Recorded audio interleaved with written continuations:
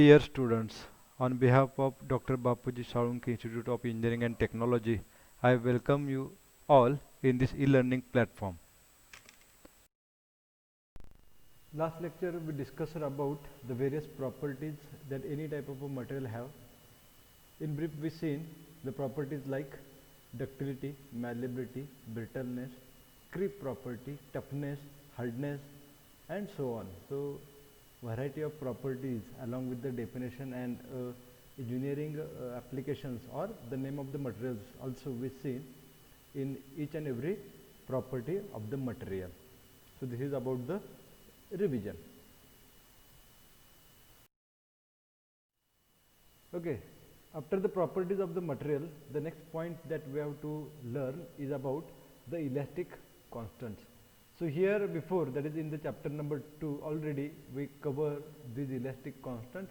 Right now just we will take a revision of these elastic constants.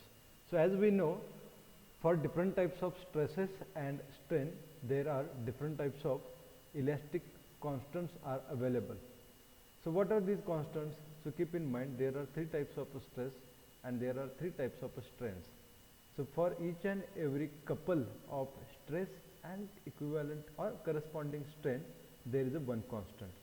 Like here the first type of a constant is Young's modulus or modulus of elasticity, which is denoted by E. हा आपला first number of काय आहे बघा, elastic constant आहे. काय त्याचं नाव आहे, मॉड्युलस ऑफ इलॅस्टिसिटी. आता याच्यावरचे एक्झाम्पल इन डिटेल आपण ह्याची थेअरी सगळी शिकलेलो आहे इन द चॅप्टर नंबर 2. आता हा यंग्स मॉड्युलस आहे तो कशाचा रेशो असतो बघा, it is a ratio of stress to the strain within elastic limit. तुम्हाला स्ट्रेस स्ट्रेन डायग्राम जर आठवत असेल तर विदिन इलॅस्टिक लिमिट जो काही स्ट्रेस आणि स्ट्रेन आपल्याला मिळतो त्याचा रेशो जर आपण घेतला तर आपल्याला काय मिळेल बघा, यंग्स मॉड्युलस मिळेल. समजा इथे मी ट्राय टू ड्रॉ करतो की स्ट्रेस स्ट्रेन डायग्राम कशी होती. Suppose for this is a brittle material, ती मी तर डायग्राम ड्रॉ करतोय within elastic limit. Suppose this is a up to the elastic limit. आता याच्यामध्ये इकडे जो असतो तो काय असतो बघा, स्ट्रेन असतो, स्ट्रेन लेटर ई, आणि इकडे जो असतो तो सिग्मा स्ट्रेस असतो, बरोबर. तर within this elastic limit what is the stress and corresponding strain. समजा हे पॉईंट इथं मार्क केले आपण P1, हा एक पॉईंट आहे समजा ह्या ग्राफवरचा P1 पॉईंट आहे. तर at this particular point P1 what is the Young's modulus for the given material. तर हे काढत असताना आपल्याला काय करायला पाहिजे बघा, स्ट्रेस घ्यायला पाहिजे. At point P1 what is the stress is and at point P1 what is the strain is. ह्या दोघांचा जर आपण रेशो घेतला तर आपल्याला काय मिळेल बघा, यंग्स मॉड्युलस ई मिळेल which is in the unit of stress. कारण स्ट्रेन ही जी टर्म आहे हिला युनिट नसतं, बरोबर. त्यामुळे काय आलं बघा, ह्या यंग्स मॉड्युलस ईला युनिट कुणाचं येतं, स्ट्रेसचं येतं, that is newton per mm². So this is most simple and most important elastic constant, that is Young's modulus. After that the second modulus is also important. What is the name is shear modulus or modulus of rigidity. आता ह्या share modulus तुम्हाला महत्त्वाचं काय आहे बघा, तर ह्याच्यामध्ये share मॉड्युलससाठी दोन डिफरंट नाव आहेत. एक तर तुम्ही शेअर मॉड्युलस म्हणू शकता किंवा मॉड्युलस ऑफ रिजिडिटी म्हणू शकता. And also there are two different notations, G or C. आता होते काय बघा, at the one of the examination the question is of in which the letter G is used to represent the shear modulus, and one of the examination is there where the letter C is used to denote the shear modulus. So student may get confused ki what is the C and what is the G. So it is necessary for the student to keep in mind there are two notations for the shear modulus. Either you can use G or you can use the C. From our point of view we are going to use the letter G to represent the shear modulus. Okay, तर हा share modulus काय आहे बघा, जसं मी तुम्हाला सांगितलं हे तिन्ही मॉड्युलस जे आहेत ते स्ट्रेस टू द स्ट्रेनचा रेशो आहेत. फक्त इथे टाईप ऑफ स्ट्रेस वेगळे असतात अँड टाईप्स ऑफ स्ट्रेन्स वेगवेगळे आहेत. इथे बघा आता शेअर मॉड्युलस रिप्रेझेंट करत असताना कशा पद्धतीने केलेलं आहे, it is the ratio of shear stress. आता हा बेसिकली शियर मॉड्युलस आहे, बरोबर. त्यामुळे आपल्याला रेशो घेत असताना शियरसाठीचा घ्यायला पाहिजे. Shear stress which is represented by tau to the shear strain. Corresponding shear स्ट्रेससाठीचा स्ट्रेन कुठला असतो तर शियर असतो, which is represented by letter phi. हे लेटर काय आहे बघा, फाय लेटर आहे. तर shear stress tau divided by shear strain phi आपण जर घेतलं तर आपल्याला जो रेशो मिळतो त्याला आपण म्हणत असतो शियर मॉड्युलस किंवा मॉड्युलस ऑफ रिजिडिटी. तर ही नोटेशन महत्त्वाची आहेत, G और C. हे तिन्ही जे कॉन्स्टंट आहेत त्या सगळ्यांचं युनिट सेम येणार आहे, that is newton per mm², की जे युनिट आहे स्ट्रेसचं. परत एकदा मी रिमाइंड करतोय की स्ट्रेनला कुठल्याही टाईपचं युनिट नसतं. ओके. देन थर्ड मॉड्युलस, कुठला आहे बघा third modulus? Bulk modulus, which is represented by letter K. Bulk modulus is represented by letter K. आता हा बल्क मॉड्युलस हा कुणाचा रेशो आहे बघा? Again it is a ratio of stress. कुठला स्ट्रेस? डायरेक्ट स्ट्रेस, म्हणजे सिग्मा. इथं आहे बघा सिग्मा, डायरेक्ट स्ट्रेस सिग्मा. तोच जर आपण न्यूमरेटरमध्ये ठेवला आणि फक्त स्ट्रेन त्यासाठी जर बदलला, दॅट इज व्हॉल्युमेट्रिक स्ट्रेन जर आपण घेतला, तर आपल्याला जो मॉड्युलस मिळतो त्याचं नाव आहे bulk modulus. So simply you have to keep in mind the bulk modulus, it is a ratio of direct stress to the volumetric strain. Again the unit is same as that of rest of the elastic constant, that is newton per mm². म्हणजे ते तुम्हाला simple सोपं लक्षात ठेवायला काय आहे बघा, तर यांची युनिट्स हे जे तिन्ही इलेक्ट्रिक कॉन्स्टंट जे आहेत ह्यांचं युनिट सेम आहे ॲज दॅट ऑफ स्ट्रेस, आणि स्ट्रेसचं युनिट आहे न्यूटन पर mm² और न्यूटन पर मीटर². तर न्यूटन पर mm² हे झालं युनिट ह्या इलेक्ट्रिक कॉन्स्टंटचं, की जे सेम आहे ॲज दॅट ऑफ स्ट्रेस, आणि स्ट्रेनला कुठल्याही प्रकारचं युनिट नाही आहे. तर हे होते ते आपले 3 electric constant. So 3 electric constant परत एकदा बघूया. फर्स्ट आहे Young's modulus, which is a ratio of stress to the strain. Obviously these are the linear terms. Okay, linear stress किंवा डायरेक्ट स्ट्रेस तुम्ही म्हणू शकता. आणि ई जो इथं आहे स्मॉल ई, हा काय बघा लिनियर स्ट्रेन आहे. सेकंड आहे तो शियर मॉड्युलस और modulus of rigidity, which is a ratio of shear stress tau to the shear strain phi. And last one is the bulk modulus K, which is again a ratio of direct stress tau to the volumetric strain EV. It is basically strain E आणि volumetric आहे म्हणून V suffix जोडलेला आहे. Okay, so bulk modulus it is a ratio of stress to the volumetric strain. तर हे आपले होते 3 elastic constant. Okay, त्यानंतर हे रिलेशन्स महत्त्वाचे आहेत. Relation between E, G and K. आता एक लक्षात घ्या, हे जे इथे रिलेशन तुम्हाला डायरेक्ट फॉर्म्युलामध्ये मी जे दिलेले आहेत, तर ही जी रिलेशन आहेत ही कशी येतात त्यासाठी आपल्याला डेरिवेशन्स आहेत. ही डेरिवेशन आता तुम्हाला डिप्लोमा लेवलला कोणीही विचारणार नाही आहे. So directly you have to keep in mind this फॉर्म्युले. तर हे आपल्याला फॉर्म्युले तोंडपाठ असणं गरजेचं आहे, कारण ह्याच्यावरची एक्झाम्पल्स आपल्याला सॉल्व करायचे आहेत. तर हे एक्झाम्पल सॉल्व करत असताना आपल्याला हे फॉर्म्युले अतिशय महत्त्वाचे आहेत. परत एकदा मी रिपीट करतोय बघा, ह्या ज्या इक्वेशन्स आलेले आहेत ह्याच्यासाठी जी डेरिवेशन्स आहेत, आता ही जी डेरिवेशन्स आहेत ही तुम्ही डिग्रीमध्ये शिकता. ओके, डिग्रीमध्ये ज्यावेळी तुम्ही स्ट्रेंथ ऑफ मेकॅनिक्स शिकता किंवा मेकॅनिक्स ऑफ स्ट्रक्चर शिकता, तर त्या ठिकाणी तुम्हाला याची डेरिवेशन्स शिकवली जातात किंवा शिकणं गरजेचं आहे, कारण ती डेरिवेशनसुद्धा एक्झामला विचारली जातात. तर आता तुम्ही डिप्लोमा स्टुडंट आहात, तर डिप्लोमा लेवलला तुम्हाला ही डेरिवेशन कोणीही विचारणार नाही आहे की हाऊ धिस फॉर्म्युला कम्स, की E is equals to 2G in bracket 1+μ. हा फॉर्म्युला कसा आला हे तुम्हाला कोणीही विचारणार नाही आहे. Just you have to keep in mind की E is equals to 2G in bracket 1+μ. आता मी तुमच्या माहितीसाठी तर काय सांगत आहे, तर हे जे इक्वेशन्स आहेत हे डिराईव्ह केले जातात, आणि हे डेरिवेशन जे आहेत तुम्हाला आता सिलेबसचा तुमच्या पार्ट नाही आहे. ओके, तर late us see what is the what is the relation between these 3 electric constant. तर ह्या इलेक्ट्रिक कॉन्स्टंटमध्ये रिलेशन काय आहेत, मी परत एकदा सांगतोय की हे फॉर्म्युले अतिशय महत्त्वाचे आहेत. याच्यावरती तुम्हाला सोपी एक्झाम्पल, फक्त हे फॉर्म्युला यूज करायचा आहे अँड सॉल्व द एक्झाम्पल. तुम्हाला काय होतं बघा, सिम्पल एक्झाम्पल सॉल्व करायला ह्या फॉर्म्युल्यामुळं शक्य आहे. तर त्यासाठी तुम्हाला हे फॉर्म्युला अतिशय महत्त्वाचे आहे, तोंडपाठ असणं गरजेचं आहे. पहिलं रिलेशन बघा काय आहे. So first equation is a relation between Young's modulus E and shear modulus. बरोबर, it is a ratio of Young's modulus, sorry it is a relation between Young's modulus E and shear modulus G. काय आहे बघा equation, E is equals to 2G in bracket 1+μ. आता इथं तुम्हाला E म्हणजे Young's modulus हे माहीत आहे, G म्हणजे शियर मॉड्युलस. आता अननोन टर्म्स μ, ॲक्च्युली मी सुद्धा तुम्हाला अननोन टर्म नाही आहे, तर μ म्हणजे काय असतं बघा, it is a Poisson's ratio. तर हा μ आपण शिकलेलो आहे in chapter number 2. Okay, then second relation बघा, E is equals to 3K in bracket 1-2μ. तर इथं E आहे यंग्स मॉड्युलस आणि K आहे बल्क मॉड्युलस. तर ह्या दोघांच्यामध्ये रिलेशन काय आहे, तर E is equals to 3K in bracket 1-2μ. तर एका ब्रॅकेटमध्ये तुम्ही प्लस साईन यूज करता, ज्याच्यामध्ये तुम्ही यंग्स मॉड्युलस आणि शियर मॉड्युलसचं रिलेशन रिप्रेझेंट करता. सेकंड इक्वेशनमध्ये तुम्ही ब्रॅकेट मायनसनं रिप्रेझेंट करता किंवा मायनस साईन इथं येते बघा, आणि जिथं तुम्ही रिलेशन फाईंड करता E आणि बल्क मॉड्युलसमधलं. नाव द लास्ट, आता एक आपण कॉमन इक्वेशन डिराईव्ह केलेलं आहे. हे दोन इक्वेशन्स सॉल्व्ह करायची सायमल्टेनियसली. मग तुम्हाला काय मिळते बघा, तिन्ही कॉन्स्टंटसाठीचं एक कॉमन इक्वेशन मिळते. एक कॉमन इक्वेशन मिळते. तर काय ते काय आहे बघा, इथे थोडंसं क्लिअर दिसत नाही, मी परत इथे तुम्हाला ड्रॉ करून दाखवतोय. So here the E stands for angle modulus. Angle modulus E is equals to 9, numerator बघा काय आहे 9 kg. kg, आता इथं k stands for bulk modulus, g stands for shear modulus. 9 kg divided by काय बघा 3k plus g, असं हे एक कॉमन रिलेशन आहे. हे सुद्धा अतिशय महत्त्वाचं आहे. How the three elastic constants are represented in a single formula.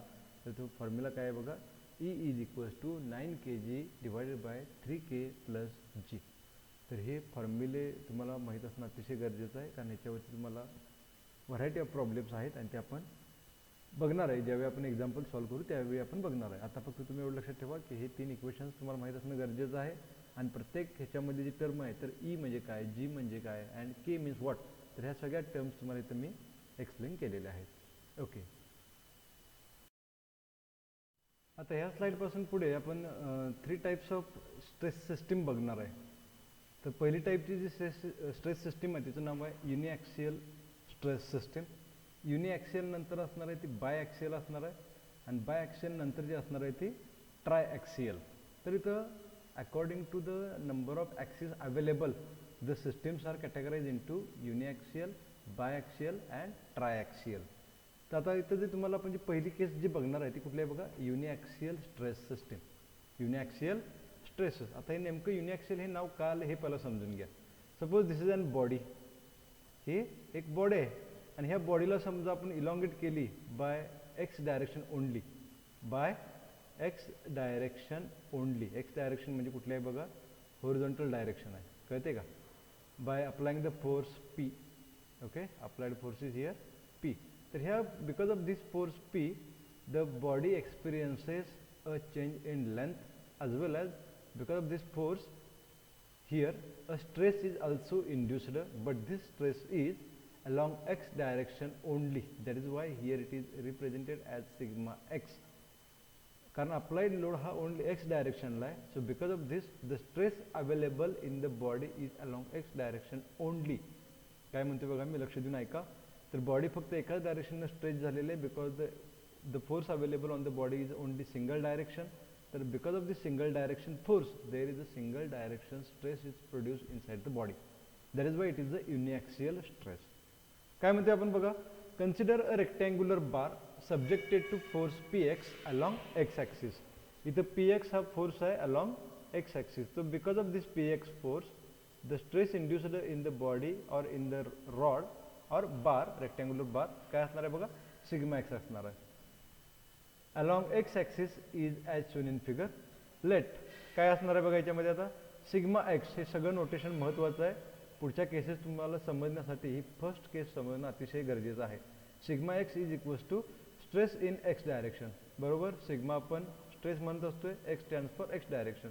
कसा कॅल्क्युलेट केला जातो स्ट्रेस, फोर्स अपॉन एरिया. काय फोर्स आहे, पी एक्स आहे. ए काय आहे, क्रॉस सेक्शनल एरिया. सपोज की क्रॉस सेक्शनल एरिया ह्या बारचा किती आहे, ए आहे. तर P X divide by A केल्यानंतर आपल्याला सिग्मा एक्स मिळेल. आता सिग्मा एक्स म्हणजे काय लक्षात घ्या, हा स्ट्रेस असणार आहे अलॉंग एक्स डायरेक्शन ओनली. आता नेक्स्ट लाईन बघा, सिग्मा वाय. सिग्मा वाय म्हणजे काय, स्ट्रेस इन वाय डायरेक्शन. आता इथं स्ट्रेस इन वाय डायरेक्शन काढायला आपल्याला काय घ्यायला लागलं असतं, force along Y direction divided by area. What is the force along Y direction, P Y. There is no force along the Y direction. That is why the stress along y direction is 0. आता एक लक्षात घ्या, हा rectangular बार जो आपण दाखवला आहे तो अशा पद्धतीनं आपण समजा काय म्हणाला 3 डायमेन्शनलमध्ये जर हा रिप्रेझेंट केला तर अशा पद्धतीनं तो बार होईल, कळते. आणि काय होते बघा, हे आपण इथे रिप्रेझेंट करतोय की इथं फोर्स जो अप्लाय झालेला आहे तो ओनली अलॉंग एक्स डायरेक्शन झालेला आहे. There is no force along Y direction. Suppose this is Y direction and suppose this is vertical Z direction. तर ह्या दोन्ही डायरेक्शनला फोर्स नसल्यामुळं काय झाले बघा, त्या डायरेक्शनचे स्ट्रेस हे 0 आलेले आहेत. So sigma Y is 0 because there is no force along Y direction. Similarly sigma Z is also 0 because there is no force along Z direction. इथं म्हटलेलं आहे बघा, as there is no force in Y and Z direction. तर फक्त stress आपल्याला मिळणार आहे x डायरेक्शनला की ज्या डायरेक्शनला फोर्स अवेलेबल आहे. ओके, तर प्रिव्हियस स्लाइडमध्ये आपण स्ट्रेसेस फाइंड केले along x Y Z direction. Stress काय होता तर सिग्मा एक्स होता पी एक्स बाय एरिया, बरोबर का. Sigma X is equals to P X divide by area. एवढा एकच स्ट्रेस अवेलेबल होता अलॉंग एक्स डायरेक्शन. बाकी सिग्मा वाय सिग्मा झेड 0 आहेत. Sigma Y is equals to sigma Z which is equals to both are 0 because there is no forces. आता इथून पुढचं महत्त्वाचं आहे बघा, आपल्याला काय फाइंड करायचं आहे तर व्हॉल्युमेट्रिक स्ट्रेन, टोटल व्हॉल्युमेट्रिक स्ट्रेन. त्या रेक्टँग्युलर बारचा टोटल व्हॉल्युमेट्रिक चेंज काय झाला त्याला आपण व्हॉल्युमेट्रिक स्ट्रेन म्हणणार आहे. तर हा चेंज तिन्ही डायरेक्शनला होणार आहे. तिन्ही डायरेक्शनला मी मग तुम्हाला जो रॉड करून दाखवला होता तो बिकॉज ऑफ वन फोर्स काय होते बघा, तो बार जो आहे तो स्ट्रेच होईल बिकॉज ऑफ सिंगल फोर्स. इथं रफ डायग्राम मी ड्रॉ करतोय. दिस इज अ रॉड आणि इकडं आपण काय केलं, फोर्स अप्लाय केला पी एक्स. ओके, तर काय होईल, हा बारचं काय होईल सांगा, बार गेट इलॉंगेट अलॉंग दिस डायरेक्शन आणि ह्याची विड्थ आणि हाईट जी काय आहे सांगा ती डिक्रीज होईल. कारण लेंथ वाढली की त्याचा थिकनेस आणि हाईट जी आहे या ब्लॉकची दोन्ही कमी होणार आहे बघा. ओके, तर strain along X direction, strain along Y direction आणि स्ट्रेन अलॉंग झेड डायरेक्शन. म्हणजे ह्या डायरेक्शनचा एक्स डायरेक्शनचा स्ट्रेन असेल तो ई एक्स, वाय डायरेक्शनचा जो स्ट्रेन येईल तो ई वाय आणि झेड डायरेक्शन व्हर्टिकल डायरेक्शनचा जो स्ट्रेन येईल तो ई झेड. तर ह्या तिन्ही डायरेक्शनची आपल्याला स्ट्रेनची सम घ्यायला पाहिजे. म्हणजे आपल्याला काय मिळेल बघा, टोटल व्हॉल्युमेट्रिक स्ट्रेन मिळेल. तर आपल्याला ह्यासाठी पहिला ई एक्स कॅल्क्युलेट करायला पाहिजे, देन ई वाय करायला पाहिजे, देन ई झेड करायला पाहिजे. ते आपण इथं वरती कॅल्क्युलेट केलेले आहेत बघा.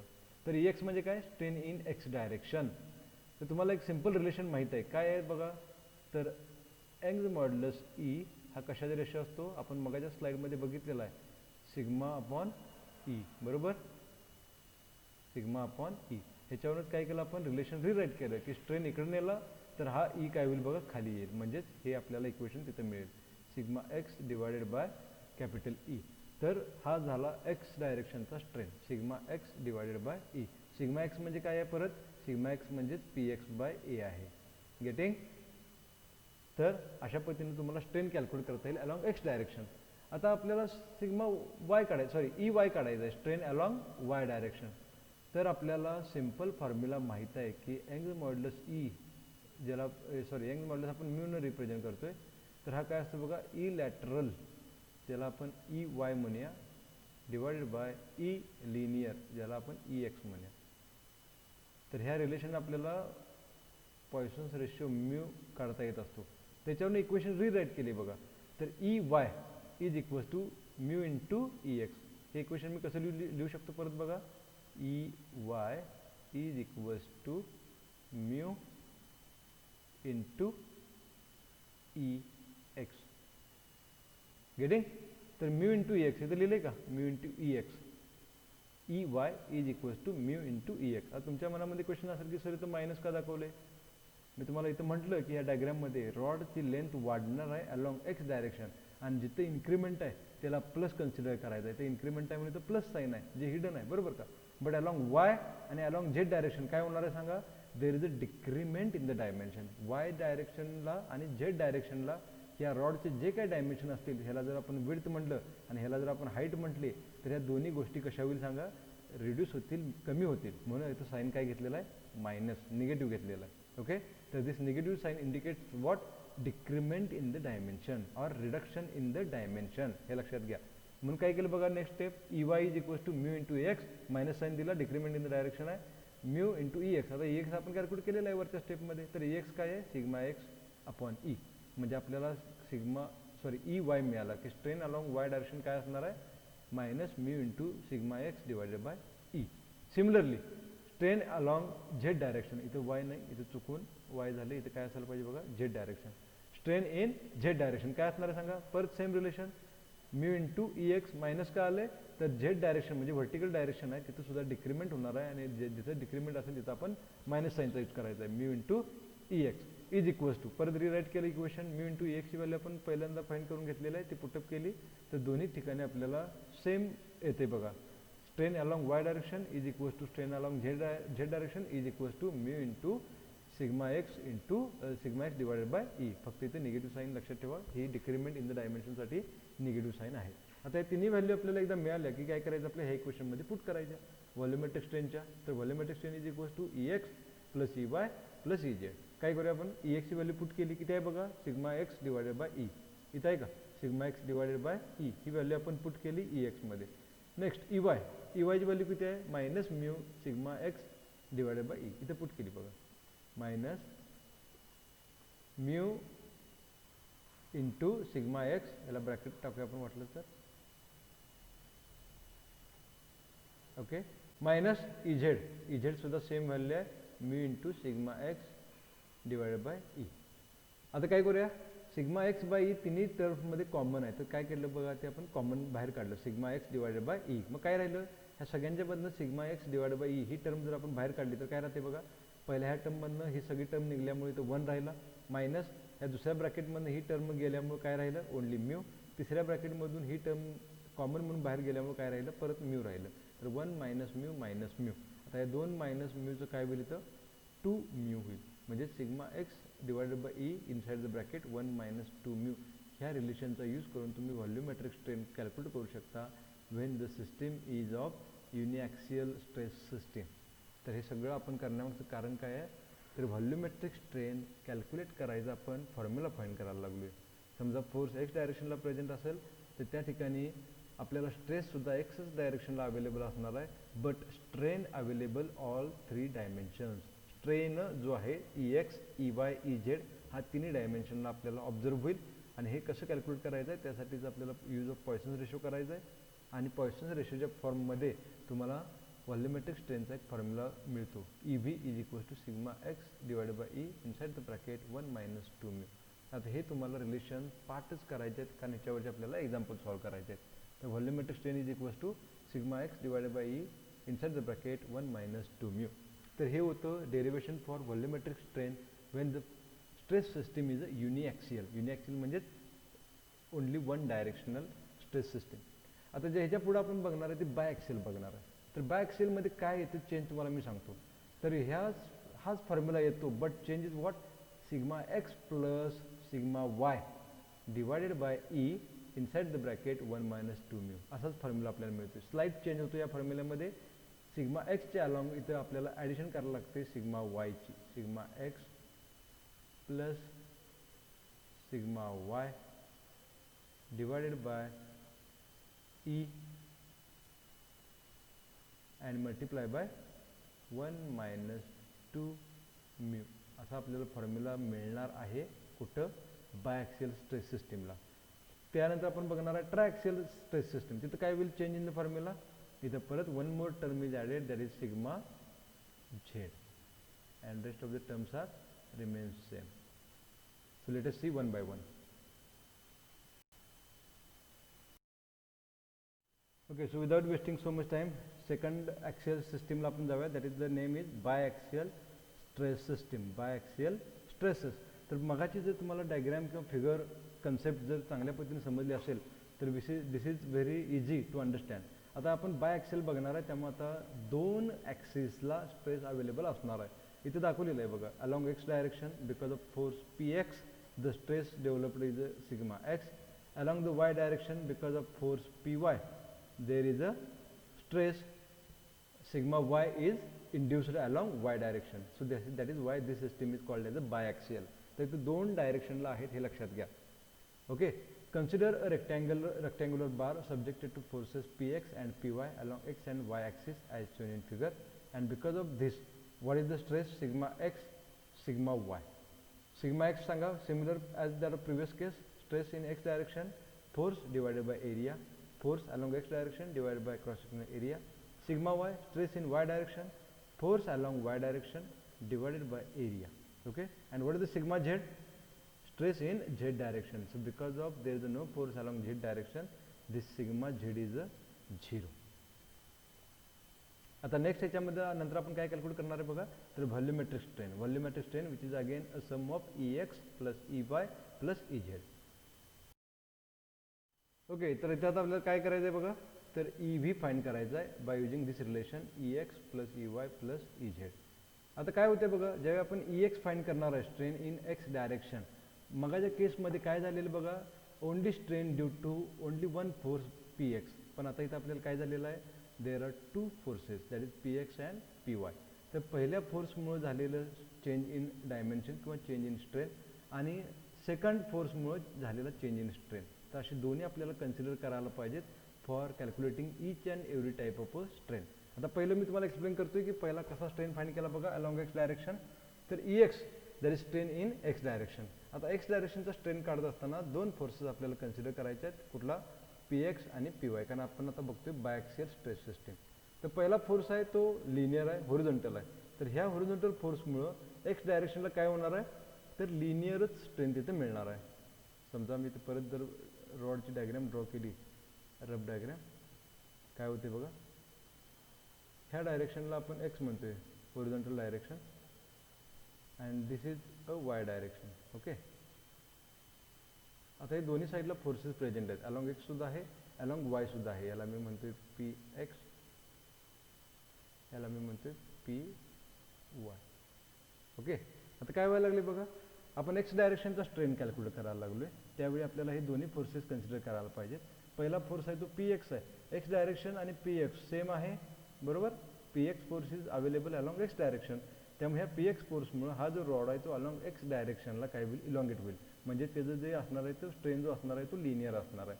म्हणून काय म्हटले बघा, linear strain due to Px plus काय होईल, आता Pyचा पण काहीतरी इफेक्ट होत असेल अलॉंग एक्स डायरेक्शन, तर तो आपल्याला कन्सिडर करायला पाहिजे. म्हणून काय झालं, आता Pyचा फोर्स तर असा आहे, वाय डायरेक्शनला आहे, आपण स्ट्रेन कॅल्क्युलेट करतोय एक्स डायरेक्शनचा, बरोबर.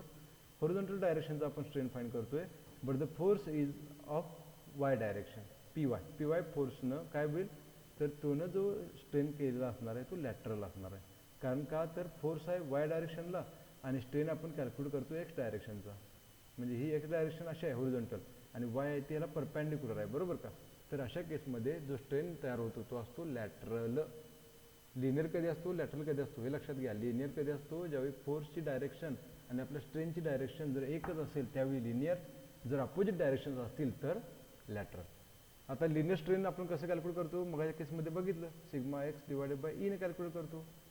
आणि लॅटरल कसा फाइंड करतो, मगाच्या केसमध्ये आपण बघितलं, minus mu into sigma Y divided by E. आता इथे सिग्मा वाय का आला लक्षात येतोय, तर lateral strain due to Py आहे म्हणून, Py आहे म्हणून sigma y. Okay, mu into sigma divided by E हा आपल्याला रिलेशन आहे to find the lateral strain. तर इथं मायनस का घेतलं, तर वाय डायरेक्शनच्या फोर्समुळं एक्स डायरेक्शनमध्ये काय होते बघा, डिक्रीमेंट इन द लेंथ होते म्हणून मायनस साईन घेतले. Similarly Ey strain along Y direction. आता स्ट्रेन अलॉंग वाय डायरेक्शन करत असताना काय होईल बघा, आता वाय डायरेक्शनला आपण स्ट्रेन फाइंड करणार आहे वाय डायरेक्शनला. तर वाय डायरेक्शनचा स्ट्रेन आणि वाय डायरेक्शनचा फोर्स हे जर असेल तर लिनियर मिळेल बघा. Linear strain due to force Py. पहिला Py फोर्स रिप्रेझेंट करतोय आपण. ह्या Py फोर्समुळं हा जो रॉड आहे तर ह्या डायरेक्शनला तो इलॉंगेट होईल, म्हणजे हे झालं लिनियर स्ट्रेन. आणि बिकॉज ऑफ दिस फोर्स काय होईल सांगा, बिकॉज ऑफ दिस फोर्स इथं लॅटरल स्ट्रेन इंड्यूस होईल त्या बारवरती अलॉंग वाय डायरेक्शन. तर लॅटरल कधी आणि लिनियर कधी हे अतिशय महत्त्वाचं आहे समजणं. लिनियर कधी असतं बघा, तर फोर्सची डायरेक्शन आणि स्ट्रेनची डायरेक्शन जर सिमिलर असेल तर लिनियर, जर ह्या डायरेक्शन वेगवेगळे असतील तर लॅटरल. ओके, आता similarly linear strain due to Py, linear strain आपण काढतोय सिग्मा बाय ई फॉर्म्युल्यानं. सिग्मा वाय कारण फोर्स आहे Py, sigma Y divided by E minus lateral strain due to Px. Px आहे म्हणून इथे घेणार आपण सिग्मा एक्स आणि लॅटरल आहे म्हणून minus mu into sigma x divided by E. असा हा आपल्याला फॉर्म्युला मिळेल for volumetric strain along Y direction. Similarly Ez. आता हे जे सगळं आपण शिकवतो इथं ते तुम्ही सगळ्यांनी नोटबुकमध्ये लिहून घ्यायचं आहे आणि नोटबुकमध्ये लिहित असताना तुम्ही हे चांगल्या पद्धतीने समजून घ्या की इथं लिनियर स्ट्रेन कधी यूज केलेला आहे, लॅटरल स्ट्रेन कधी यूज करायचा आहे वर्ड, Px कधी यूज करायचा आहे, Py कधी यूज करायचा आहे. काहीही याच्यामध्ये अवघड नाही आहे. शांत डोक्याने परत व्हिडिओ बघा, परत मी सांगितलेलं ऐका नीट आणि मग तुम्ही ते तुमच्या नोटबुकमध्ये कॉपी करा. Similarly EZ strain along Z direction, strain along Z direction. तर काय येणार सांगा, तर आता दोन्ही पण लॅटरल येणार आहेत कारण झेड डायरेक्शनला फोर्सच नाही, त्यामुळे दोन्ही कसे आहेत बघा, लॅटरल आहेत. Lateral strain due to P x and lateral strain due to P y. आता दोन्ही लॅटरल आहेत म्हणून minus mu into sigma x divided by E minus mu into sigma Y divided by E. Okay, आता ह्या सगळ्या terms तुम्ही calculate ज्या केल्यात हा इथं ह्या इक्वेशनमध्ये पुटअप करायच्या आहेत. E B is equals to, पहिला ही जी टर्म आहे ही फॉर ई एक्स आहे, सेकंड ही इथंपर्यंत जी टर्म आहे ती ई एक्स आहे, इथं प्लस साईन यूज केला. ही टर्म कशाची आहे बघा, फॉर ई वायसाठीची आहे and this term is for E Z. अशा तीन टर्मची आपण इथं काय घेतलं आहे बघा, बेरीज घेतलेली आहे. ओके, आता काय केलं बघा, आपण परत ह्या सगळ्यांच्या मधनं काय केलं, सिग्मा एक्स कॉमन काढला. प्रत्येक ब्रॅकेट हे अंडरलाईन केलेल्या टर्म ज्या आहेत, अंडरलाईन केलेल्या टर्ममधनं sigma x by E common काढला. Sigma X divide by E common काढलं. इनसाइड द ब्रॅकेट काय राहते बघा, इथं राहिला 1, इथं राहिला म्यू आणि परत इथं राहिला म्यू. प्लस काय केलं, अजून ह्या सगळ्यांच्या मध्ये सिग्मा वाय बाय ई ही टर्म कॉमन आहे. तर ही सिग्मा वाय बाय ई ही सुद्धा टर्म आपण कॉमन काढली तर काय राहते बघा, इथनं जर मी कॉमन काढला तर राहतो इथं 1. ओके, इथं राहतो मायनस म्यू, इथं राहतो मायनस म्यू, तो इथं घेतलेला आहे. ह्या टर्ममधनं काढला मधल्या तर तो इथं राहतोय 1 आणि परत तिसऱ्या टर्ममधनं काढला तर राहतो मायनस म्यू. तर आता हे काय केलं बघा, 1 मायनस म्यू आणि इकडं पण 1 मायनस म्यू. तर हा ब्रॅकेटच काय होईल बघा, आता 1 मायनस म्यू म्हणजे काय झालं, 1 मायनस 2 म्यू. आणि काय केलं आपण यातनं 1 मायनस 2 म्यू हा ब्रॅकेट कॉमन काढला. काय राहिलं, sigma X plus sigma Y divided by E. अशा पद्धतीने आपल्याला व्हॉल्युमेट्रिक स्ट्रेन मिळेल along volumetric strain for biaxial stress system. Uniaxial stress सिस्टीमसाठी काय फॉर्म्युलामध्ये चेंज होता, तर इथं ही सिग्मा वाय ही टर्म नव्हती, only sigma x divided by E inside the bracket 1 minus 2 mu. बायॲक्सियलच्या वेळी काय झालं बघा, इथं सिग्मा वाय ही टर्म ॲड झालेली आहे. सिमिलरली आता आपण जे थर्ड बघणार आहे ते ट्रायॲक्सियल स्ट्रेस सिस्टीम असणार आहे. त्याच्यामध्ये काय होईल, one more term that is sigma Z is added in to this equation. Let us see the third case. Now the third case. The third केसमध्ये काय असणार आहे, ट्रायॲक्सियल स्ट्रेसेस. तर इथं ॲक्सियल किंवा ॲक्सिस जे अवेलेबल असणार आहे ते 3 ॲक्सिस असणार आहेत, x direction, Y direction and Z direction. तर ह्या तिन्ही डायरेक्शनला सुद्धा स्ट्रेसेस अवेलेबल असतील तर त्या केसमध्ये व्हॉल्युमेट्रिक स्ट्रेन काय येणार आहे ते आपण आता ह्या 2 स्लाइडमध्ये बघणार आहे. Consider a rectangular bar subjected to forces P x. Because of this P x the stress is sigma x. P y, because of this P y the stress is sigma y. And because of P z the stress is sigma z along x y and z axis as shown in the figure. Let sigma x stress in x direction कसा calculate करणार आहे आपण, तो P x divided by E. Sigma Y stress in Y direction P Y divided bye A. and stress in z direction is pz divided by a. Okay, now this slide is important. आता याच्यामध्ये परत बघा, तुम्हाला भरपूर calculation जरी दिसत असली तरी व्हेरी सिम्पल टू अंडरस्टँड. इथे सुद्धा आपण काय करणार आहे बघा, तर volumetric strain is E X plus E Y plus E Z. आता स्टेप बाय स्टेप जाऊया. ई एक्स म्हणजे volumetric strain in x direction, E Y म्हणजे volumetric strain in Y direction आणि E Z means volumetric strain in Z direction. तर आता previous केसमध्ये बायॲक्सियल stress सिस्टीममध्ये इथं आपण 2 टर्मची ॲडिशन घेतली होती, पण आता आपण ट्रायॲक्सियलमध्ये आहे तर इथं टर्म्स ज्या येणार आहेत त्या किती येणार आहेत बघा, 3. प्रत्येक केसमध्ये आपल्याला 3 टर्म्स येणार आहेत and 1 linear and 2 are lateral. आता पहिला बघा, E X strain in x direction. X डायरेक्शनचा स्ट्रेन काढत असताना लिनियर स्ट्रेन असणार आहे फक्त एकाच फोर्ससाठी, दॅट इज पी एक्स. तसंच ई वाय काढत असताना strain in Y direction it is a linear only for P Y. त्या डायरेक्शनचा करस्पॉन्डिंग जो फोर्स असेल त्याच डायरेक्शनचा स्ट्रेन फक्त लिनियर येणार आहे. तसंच strain in Z direction again linear strain due to the forces P z. आता राहिलेले जे फोर्सेस आहेत ते प्रत्येक इक्वेशनमध्ये काय केलेत बघा, लॅटरल स्ट्रेनमधून ॲड केलेले आहेत. तर पहिलं बघूया, ई एक्स अलॉंग एक्स डायरेक्शनचा स्ट्रेन, त्यामध्ये लिनियर घेतला for P X plus lateral for P Y and lateral for P Z. म्हणजे पी एक्स सोडून जे फोर्सेस आहेत पी वाय आणि पी झेड त्याच्यासाठी जो स्ट्रेन असणार आहे तो लॅटरल असणार आहे. सिमिलरली अलॉंग वाय डायरेक्शन फक्त पी वायसाठी लिनियर असेल आणि पी एक्स आणि पी झेडसाठी तो कसा असेल बघा लॅटरल असणार आहे. Okay, similarly Z डायरेक्शनचा strain calculate करत असताना लिनियर असणार आहे फॉर पी झेड आणि लॅटरल असणार आहे for rest of the forces P X आणि पी वाय. ओके, तर आता काय आपल्याला माहीत आहे, तर लिनियर ज्या ठिकाणी आहे त्या ठिकाणी simple formula sigma x divided by E आणि लॅटरल जिथं आहे तिथं minus mu into sigma by E. इथं आता यूज करत असताना वाय असेल पी वायसाठी, इथं तसंच minus mu into sigma by E. इथं झेड घेतला कारण फोर्स आहे झेड, कळते. सिमिलरली ई वायला पण तेच for linear force P y the strain is sigma Y by E आणि लॅटरल जे दोन फोर्सेस आहेत त्यासाठी जे स्ट्रेन कॅल्क्युलेट करून इथं आपण दिलेलं आहे. सिमिलरली ई झेड फक्त एकासाठी पॉझिटिव्ह येईल sigma Z by E, rest of the थिंग्ससाठी तो काय येईल बघा निगेटिव्हमध्ये येईल. कळालं, ह्या सगळ्या टर्म्स काय करणार आपण बघा ह्या इक्वेशनमध्ये पुट करणार. Next line E B is equals to सगळ्या टर्म्स वरनं तुम्ही बघून घ्या, कॉपी करा ह्याच्यामध्ये. तर this is the first term that is E X, this is a second term and this is the last term. अशा तीन टर्मचे ॲडिशन इथं आपण करून घेऊया. आता जर तुम्ही इथं लक्ष दिलं तर काय बघा प्रत्येक इक्वेशनमध्ये sigma x by E, sigma Y by E, sigma Z by E आहे का. इकडं sigma x by E, sigma Y by E, sigma Z by E. Next sigma X, sigma Y, sigma Z आणि प्रत्येकमध्ये mu mu ह्या terms constant आहेत. तर next line आपण काय करूया बघा सगळ्यांच्यातनं sigma E X by E, sigma Y by E आणि sigma Z by E common किंवा बाहेर काढूया. काय होते बघा सिग्मा जे प्लसवाल्या टर्म आहेत ह्या plus sigma x by E, second ही sigma x by x sigma Y by E जी पॉझिटिव्ह आहे आणि third sigma Z by E. ह्या तिन्ही टर्म्स पहिला कॅल्क्युलेट करून किंवा बाहेर काढून घेतल्या. Sigma x by E plus sigma Y by E plus sigma Z by E.